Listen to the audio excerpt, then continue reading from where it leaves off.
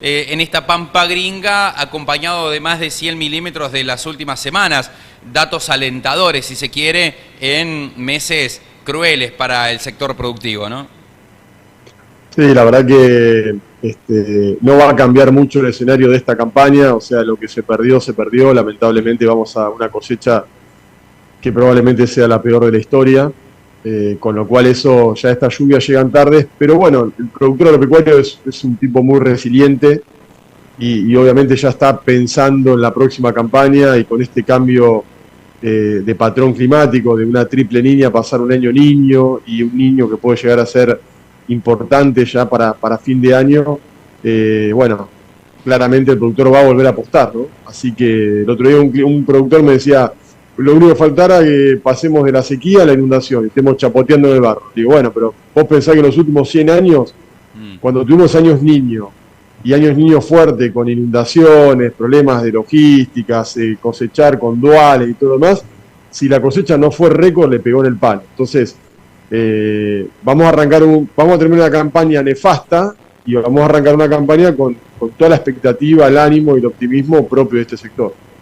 Bueno, ¿pudieron llevar la charla con productores por el lado que ustedes la tenían planificada o la necesidad de algún otro tipo de respuestas por parte de los productores, estas consultas que van surgiendo producto de la situación climática, de alguna desesperación por parte de algunos donde han sufrido más que otro este segundo año consecutivo del efecto niña, de poca agua?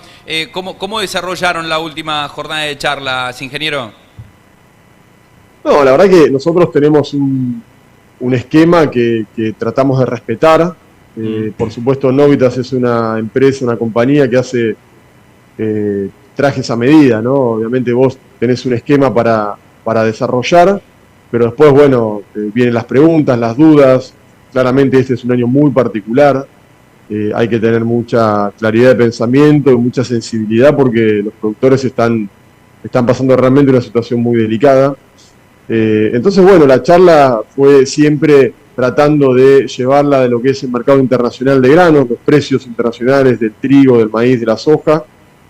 Obviamente hoy también atravesados por esta crisis financiera que el mundo está viviendo, una crisis financiera que como siempre sabemos cómo empieza pero nunca cómo termina, y que claramente eso lo que genera es mucha incertidumbre, fondos de inversión en el mercado de Chicago que liquidan sus posiciones porque claramente tienen que ir a cubrir las pérdidas que están teniendo en el mercado financiero.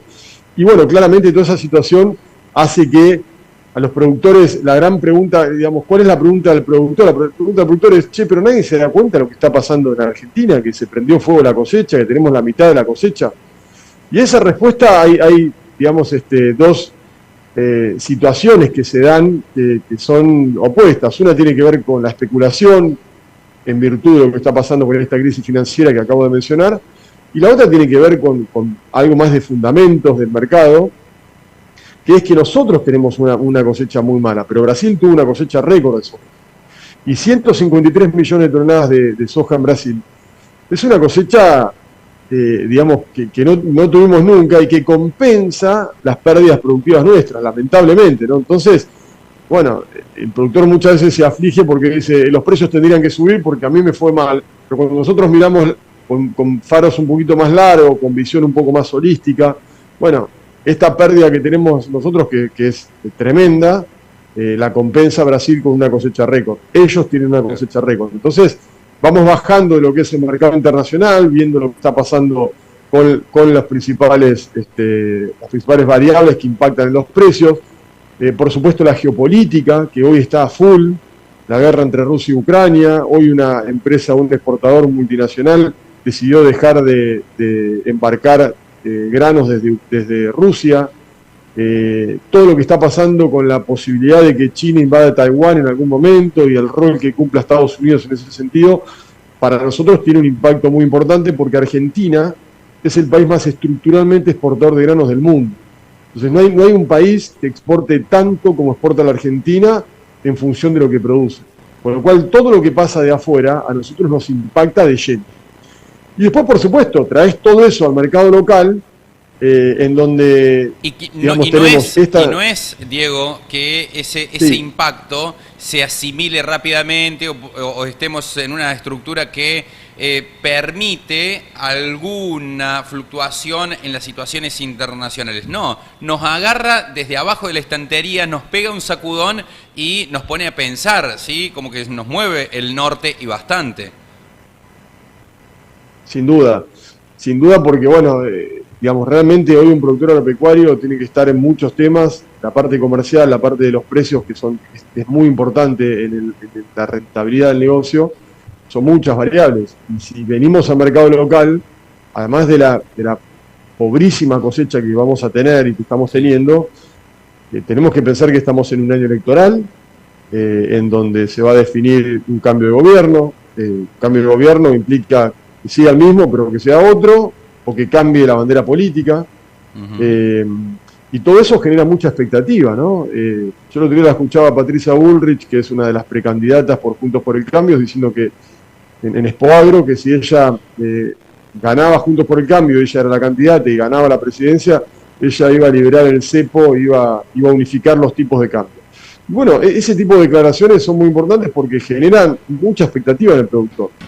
Expectativa porque cambia el clima, expectativa porque si yo siembro un trigo y cuando cosecho estoy con un gobierno que me dice que me va a liberar el cepo, y entonces lo que yo venda, el precio del trigo, del maíz o de la soja que venda, pero primero es el trigo que se cosecha, lo voy a vender a dólares constantes y sonantes, dólares billete. Bueno, genera un cambio de expectativa, genera cierto optimismo, que por supuesto después, como siempre, los políticos tienen que cumplir las cosas que dicen.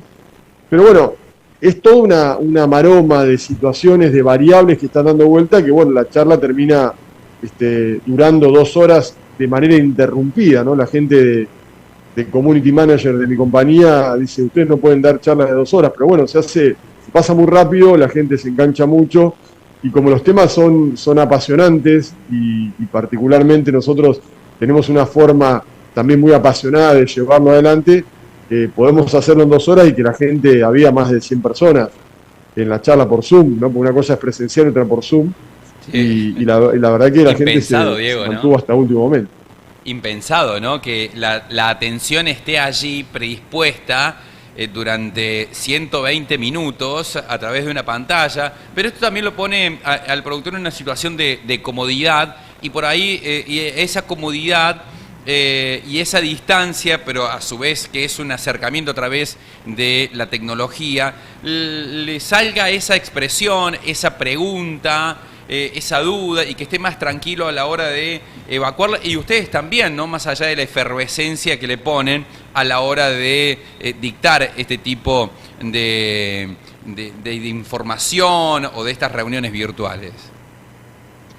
Sí, totalmente. Yo creo que después de la pandemia, yo soy ingeniero agrónomo, viajaba hace un cuarto de siglo que me dedico a esto. Bueno, tenía que casi tirar el auto una vez por año, prenderlo fuego, porque hacía tantos kilómetros que, pobrecito, no quedaba nada. Sí. Esto lo que hace es acerca mucho, porque te permite, digamos, manejar mejor los tiempos, llegar a otros lugares que por ahí es más difícil, baja costos, o sea, hay un montón de ventajas. Y el productor tiene la gran ventaja de que la puede mirar donde esté, porque también un productor tenía que irse, por ejemplo, en el caso Oliva, iba a dar una charla presencial, tenía que irse de otro lugar hasta Oliva, después tenía que volver hasta su casa. Ahora lo puede hacer estando donde esté, en cualquier parte del mundo, y yo también.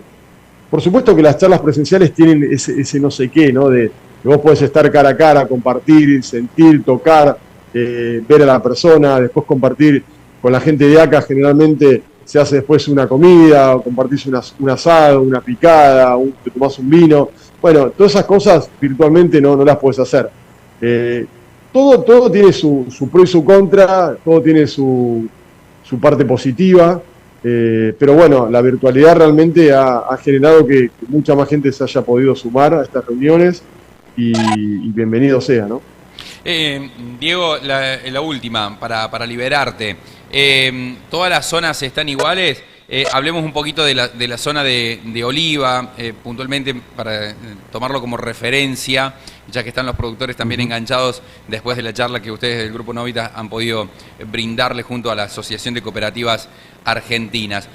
Algunos 2 o 3 tips para lo que resta de esta temporada, de esta campaña, para que tengan también allí el dato, si alguno no fue, para que lo tenga, y si alguno fue, para que se lo puedas refrescar a través de esta entrevista, Diego?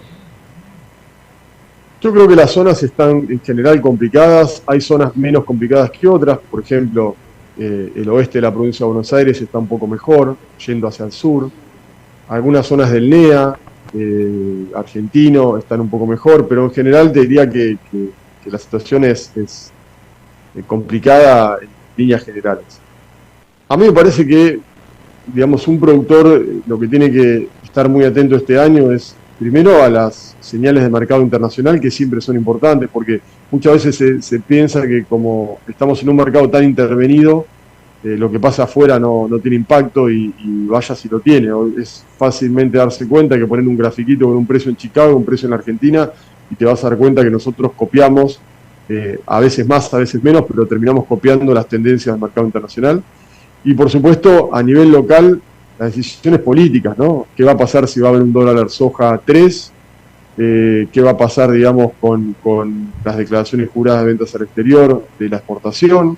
Entonces son cosas que este año, en un año tan complejo en términos políticos, en términos económicos, con una situación tan delicada en este sector, que es un sector de lejos el más importante de la Argentina, me parece que las señales políticas van a ser muy importantes. Sí. Y creo que, digamos, un productor, y más allá de lo que pase en esta campaña, pensando en un año que productivamente va a ser mejor, si realmente el clima cambia, empieza a llover, yo estaría mirando también muy de cerca los precios del trigo de la próxima campaña, o sea, el trigo enero 24, y los precios de la soja y del maíz también del 2024, ¿no? O sea, empezar a mirar un poquitito con faros largos, no solo lo que vamos a hacer en esta campaña, sino lo que ya podemos empezar a pensar y a mirar precios que ya están cotizando para la próxima campaña.